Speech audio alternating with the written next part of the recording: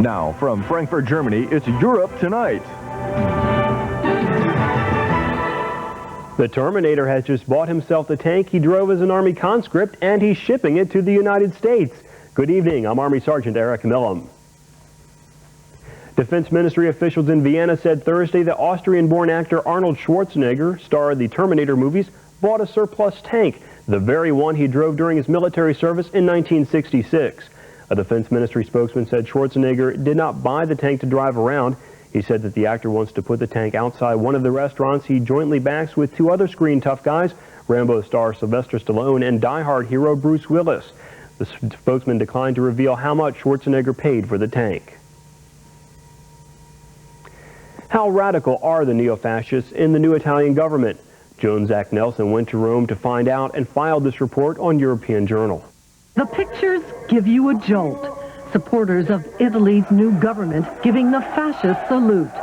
42-year-old Gianfranco Fini heads the National Alliance, a coalition whose core members are political descendants of Benito Mussolini. Ignazio La Russa is one of them.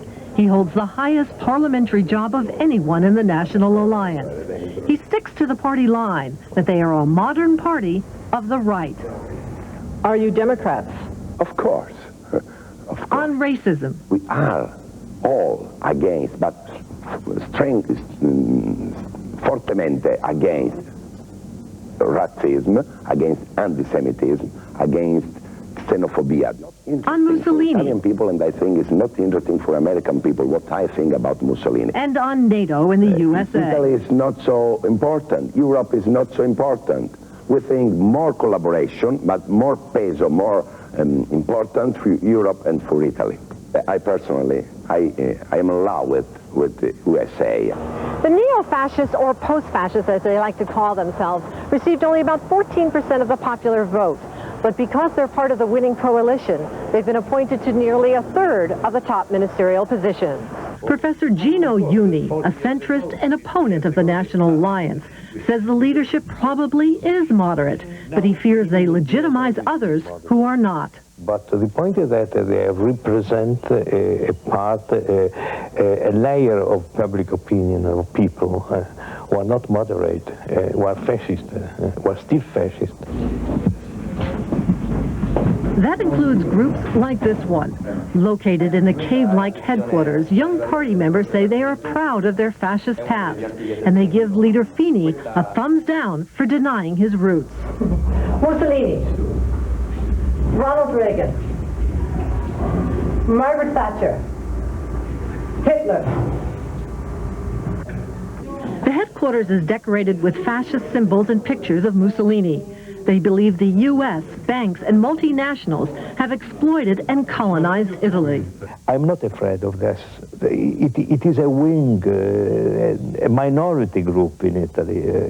What I'm afraid of as being a threat to Italian democracy is rather Berlusconi, and not as a man, but for what he represents. He represents the monopoly, a monopolistic tenure of the means of communication. The new prime minister owns half of the country's TV stations. Italy has no laws prohibiting this. Many fear that could lead to a dictatorship faster than a rebirth of fascism. Joan Zach Nelson, European Journal, Rome.